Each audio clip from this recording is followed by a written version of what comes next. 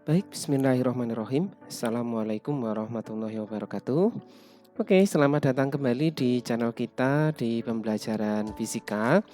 Pada kesempatan kali ini kita akan membahas materi yang masih berkaitan dengan gaya tarik antar planet, yaitu materi hukum Kepler.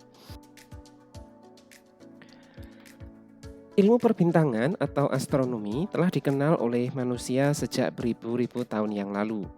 Sejak dahulu, gerakan bintang-bintang dan planet yang terlihat bergerak relatif terhadap bumi ini telah menarik perhatian para ahli astronomi, sehingga planet-planet dan bintang-bintang tersebut dijadikan sebagai objek penyelidikan. Hasil penyelidikan mereka mengenai pergerakan planet-planet dan bintang-bintang tersebut kemudian dipetakan ke dalam suatu bentuk model alam semesta. Nah, dalam perkembangannya, beberapa model alam semesta telah dikenalkan oleh para ahli astronomi. Sebuah model alam semesta yang dikenalkan oleh Ptolemeus sekitar 140 Masehi menyatakan bahwa bumi berada di pusat alam semesta. Matahari dan bintang-bintang bergerak mengelilingi bumi dalam lintasan lingkaran yang terdiri atas lingkaran-lingkaran kecil atau sering disebut dengan epicycle.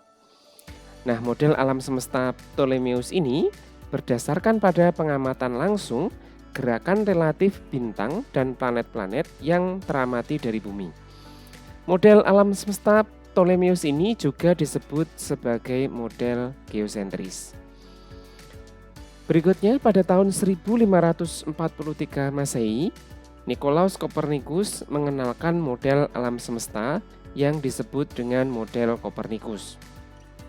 Pada model ini, matahari dan bintang-bintang lainnya diam, sedangkan planet-planet termasuk bumi bergerak mengelilingi matahari. Nah, hal ini disebut sebagai model heliosentris. Nah, model alam semesta selanjutnya berkembang dari model heliosentris. Tycho Brahe, seorang astronom Denmark, berhasil membuat atlas bintang modern pertama yang lengkap pada akhir abad ke-16. Model alam semesta yang dibuat oleh Tycho Brahe ini dianggap lebih tepat dibandingkan dengan model-model yang terdahulu karena model ini berdasarkan pada hasil pengamatan dan pengukuran posisi bintang-bintang yang dilakukannya di observatorium. Observatorium yang dibangun oleh Tycho Brahe ini merupakan observatorium pertama di dunia. Nah, penelitian Tycho Brahe ini kemudian dilanjutkan oleh Johannes Kepler. Melalui data dan catatan astronomi yang ditinggalkan oleh Tycho Brahe, Kepler berhasil menemukan 3 hukum empiris tentang gerakan planet. Nah, berikut hukum Kepler 1, 2, dan 3. Kita mulai dari hukum 1 Kepler. Kita lihat pada gambar sebelah kiri. Gambar sebelah kiri ini terlihat adalah bangun elips ya, di mana hukum 1 Kepler itu menyatakan bahwa setiap planet bergerak mengelilingi matahari dengan lintasan berbentuk elips. Kemudian matahari berada pada salah satu titik fokusnya. Nah, kalau kita perhatikan di sini bangun elips itu memiliki 2 titik fokus. Fokus yang pertama adalah F1, fokus yang kedua adalah F2. Nah, matahari ini adalah berada di salah satu titik fokus. Nah, dalam hal ini pada contoh gambar ini dia berada pada posisi F1. Nah, apa itu bangun elips? Elips merupakan sebuah kurva tertutup sedemikian rupa sehingga jumlah jarak pada sembarang titik P pada kurva dengan kedua titik yang tetap atau titik fokus tetap konstan. Sehingga jumlah jarak F1P ditambah dengan F2P tetap sama untuk semua titik pada kurva. Nah, ini kalau kita jumlahkan antara F1P dan F2P di setiap titik nanti itu nilainya akan selalu sama. Nah, sebagai konsekuensi dari hukum 1 Kepler ini, kalau kita lihat ketika planet ini bergerak mengelilingi matahari, maka jarak planet terhadap matahari ini tidak selalu sama. Terkadang planet ini berada pada titik yang namanya titik perihelium. Titik perihelium ini adalah titik di mana jarak antara planet dengan matahari ini jaraknya paling dekat. Sedangkan yang berikutnya yaitu titik aphelium atau aphelium, atau di beberapa buku menyebutnya aphelion ya. Ini adalah titik yang terjauh, yaitu titik di mana jarak antara planet dengan matahari ini adalah paling jauh. Jadi ada dua titik sebagai konsekuensinya, yaitu titik perihelium atau titik terdekat, kemudian ada titik aphelium atau titik terjauh jarak antara planet terhadap matahari. Kita lanjutkan ke hukum 2 Kepler. Nah, karena planet ini bergerak mengelilingi matahari, maka dalam gerakannya dia membutuhkan waktu. Nah, suatu garis khayal yang menghubungkan matahari dengan planet menyapu daerah yang luasnya sama dalam waktu yang sama. Jadi ketika planet ini bergerak, maka dia akan membutuhkan waktu. Misalkan di sini kita tinjau titik 1 dan titik 2. Nah, ketika dia bergerak dari titik 1 ke titik 2, ini dalam selang waktu yang sama, ketika dia bergerak dari titik 3 ke titik 4, maka planet ini akan menyapu luasan juring yang sama. Ya, sekali lagi, jadi ketika bergerak dari titik 1 ke titik 2, di mana waktunya sama dengan ketika dia bergerak dari titik 3 ke titik 4, maka planet ini akan menyapu luasan yang sama. Nah, sebagai konsekuensinya, berdasarkan hukum 2 Kepler ini, maka planet akan bergerak lebih cepat jika posisinya dekat dengan matahari. Nah, sebaliknya, planet ini akan bergerak lebih lambat jika posisinya semakin jauh dari matahari. Lalu kita lanjutkan ke hukum ketiga Kepler. Hukum ketiga Kepler menyatakan bahwa perbandingan kuadrat periode planet mengitari matahari terhadap pangkat 3 jarak rata-rata planet ke matahari adalah sama untuk semua planet. Bisa kita lihat dari tabel berikut, kita ambil contoh saja 2 buah planet ya, Merkurius dan Bumi. Merkurius jarak rata-rata terhadap matahari adalah 57,9 dalam orde juta kilometer ya. Kemudian periode mengelilingi matahari ini adalah 0,24 kali dari periode revolusi bumi. Nah, kalau dibandingkan maka R pangkat 3 dibagi dengan T kuadrat ini nilainya adalah konstan, yaitu 3,34. Kita bandingkan dengan bumi, yang mana jarak antara bumi dengan matahari itu adalah satu satuan astronomi atau kurang lebih sekitar 150 juta kilometer. Kemudian periode revolusinya adalah 1 tahun, maka akan diperoleh perbandingan R pangkat 3 dibagi T kuadrat yang hasilnya relatif sama ya, yaitu 3,35. Nah, bagaimana cara menentukan perbandingan ini? Sekarang kita akan coba menurunkan persamaannya ya. Kita ambil contoh ini, misalkan planet Bumi. Planet Bumi bergerak mengelilingi matahari. Kita ambil ini sebagai jari-jari jarak antara Bumi dengan matahari. Nih, kita gambarkan dulu gaya-gaya yang bekerja antara matahari dengan bumi. Pada matahari dan bumi di sini ada gaya gravitasi, tarik-menarik, Fg. Seperti ini. Ini juga Fg, aksi reaksi ya, besarnya sama, arahnya berlawanan. Di mana besarnya gaya gravitasi antara bumi dengan matahari ini dinyatakan sebagai G dikalikan dengan M, massa matahari, misalkan ini saya tulis M besar saja, massa matahari. Kemudian massa buminya saya lambangkan dengan M kecil. Nah, dikalikan dengan M kecil, massa bumi, dibagi dengan R kuadrat. Nah, dibagi dengan R kuadrat. R ini adalah jarak antara bumi dengan matahari. Nah, tadi sebenarnya lintasan planet itu bentuknya elips ya. Tapi untuk mempermudah perhitungan maka diambil harga jarak rata-rata antara matahari dengan planet. Kemudian asumsinya dianggap berbentuk lingkaran. Ya, walaupun sebenarnya elips, maka nanti akan diperoleh nilai hasil pendekatan gitu. Nah, kemudian karena dia bergerak melingkar, maka ada gaya yang namanya gaya sentripetal, Fs. Nah, gaya sentripetal ini persamaannya adalah M dikalikan dengan V kuadrat dibagi dengan R. Nah, seperti ini. Nah, gaya sentripetal itu apa? Gaya sentripetal itu adalah gaya yang arahnya selalu menuju ke pusat lingkaran. Nah, jadi kalau misalkan pas bumi posisinya ada di sini, maka gaya sentripetalnya di sini, Fs.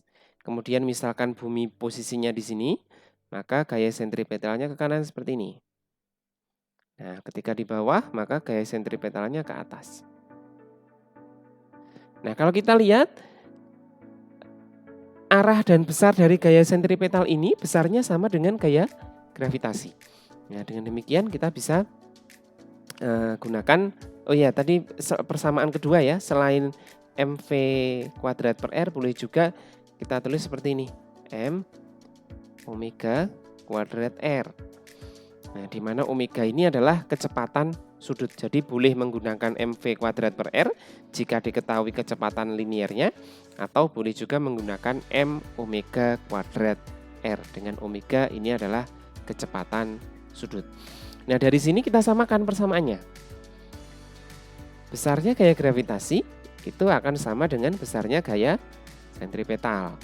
Nah, gaya gravitasinya kita tuliskan tadi G kalikan massa matahari dikalikan dengan massa bumi dibagi dengan R kuadrat. Nah, ini sama dengan gaya sentripetalnya, kita ambil yang kedua saja ya, yaitu M massa planet, tidak harus selalu bumi ya, dikalikan dengan omega kuadrat dikalikan dengan R. Nah, seperti ini. Di ruas kiri dan ruas kanan masing-masing ada massa planet. Kita bisa sederhanakan seperti ini. Sehingga menjadi G dikalikan dengan massa matahari dibagi dengan R kuadrat. Nah, ini sama dengan omega. Omega ini adalah kecepatan sudut. Kalau kita ubah ke dalam persamaan yang lain, kecepatan sudut ini dinyatakan sebagai 2pi dibagi dengan T. Di mana T ini adalah periode revolusi planet dalam mengelilingi matahari. Dikalikan dengan R. Ada kuadratnya ya tadi ya. Kita kuadratkan dulu berarti G kalikan M per R kuadrat. Nah, ini sama dengan 4pi dibagi dengan T kuadrat dikalikan dengan R. Kalau kita kalikan silang, T kuadratnya kita kalikan silang ke sana, maka jadi T kuadrat per R, kita kalikan silang, R-nya ini kita kalikan silang ke sini, maka jadi R-nya pangkat 3. Nah, ini sama dengan 4pi dibagi dengan G dikalikan dengan M. Nah, seperti ini. Nah, nilai ini 4pi dibagi dengan G dikalikan M, ini nilainya konstan. Mengapa?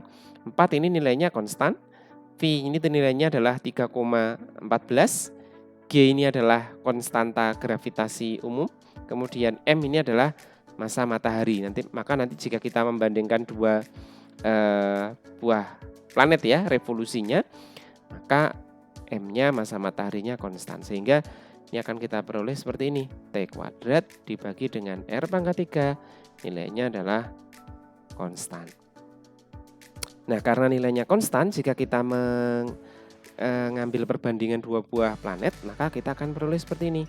T1 kuadrat dibagi dengan R1 pangkat 3 sama dengan T2 kuadrat dibagi dengan R2 pangkat 3. Nah, dari persamaan ini, maka nanti kita bisa membandingkan periode revolusi dari masing-masing planet seperti pada tabel sebelumnya. Oke, gitu ya. Dan tadi untuk materinya. Supaya lebih jelas kita akan ambil contoh soal. Kita akan bahas sebuah contoh soal. Dua buah planet A dan B mengorbit matahari.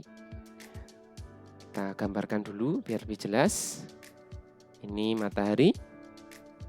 Kemudian ada dua buah planet. Misalkan planet A. Kemudian di sini planet B. Seperti ini, dua-duanya mengorbit matahari.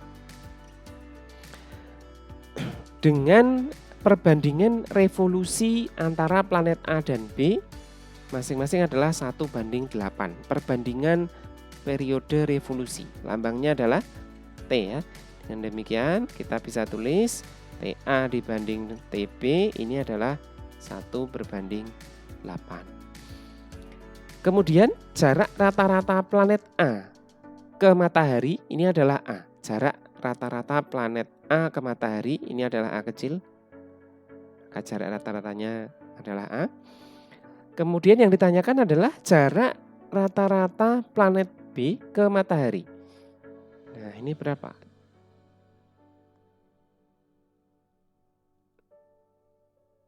Nah, seperti ini ya. Kita bisa gunakan perbandingan menggunakan hukum ketiga Kepler ya. Kita bisa gunakan perbandingan seperti ini. TA kuadrat dibagi dengan RA pangkat 3. Nah, ini sama dengan TB kuadrat dibagi dengan RB pangkat 3. Kita bisa kalikan silang ke sana, RA pangkat 3 disilangkan ke sebelah sana, kemudian TB kuadratnya kita silangkan ke sini, sehingga akan kita peroleh TA dibagi dengan TB kuadrat, ini sama dengan RA pangkat 3 dibagi dengan RB pangkat 3. Kalau mau disederhanakan lagi bentuknya, boleh kita tulis seperti ini. TA dibagi TB dikuadratkan. Nah, ini sama dengan RA pangkat 3 dibagi dengan RB pangkat 3. Nah, tadi kita sudah punya perbandingan TA dibanding TB ini adalah 1:8. Maka kita bisa tuliskan menjadi 1:8 dikuadratkan. Ini sama dengan RA pangkat 3 dibagi dengan RB pangkat 3. Kalau kita urutkan lagi, kita lanjutkan, maka 1 dikuadratkan hasilnya adalah 1, 8 dikuadratkan adalah 64. RA, jarak planet A terhadap matahari. Tadi jaraknya adalah A, maka bisa kita tulis A pangkat 3 seperti ini, sama dengan RB dipangkatkan 3. Nah, seperti ini. Nah, 64 ini kita bisa akar pangkat 3 ya, supaya lebih cepat kita langsung bisa akar pangkat 3. 1/64 ini di akar pangkat 3. Di sebelah sini juga kita bisa akar pangkat 3. Akar pangkat 3 dari 1 ini adalah 1 dibagi dengan akar pangkat 3 dari 64 ini adalah 4. Ya, 4 kali 4 kali 4 adalah 64 ya. Sama dengan akar pangkat 3 dari A pangkat 3, ini adalah A. Akar pangkat 3 dari RB pangkat 3, maka pangkatnya hilang, tinggal RB. Nah, kita kalikan silang ke sini. Dengan demikian, RB-nya ini sama dengan 4A. Nah, dari soal ini kita bisa peroleh jawaban yang benar adalah yang B. Gitu ya, mudah ya. Oke, untuk kesempatan kali ini singkat saja, sekian dulu. Jangan lupa soal tugas yang sudah kita lampirkan di Google Classroom dikerjakan di rumah ya. Waktunya adalah sampai hari Senin minggu depan. Saya akhiri sekian, banyak kurangnya dari saya mohon maaf. Assalamualaikum warahmatullahi wabarakatuh.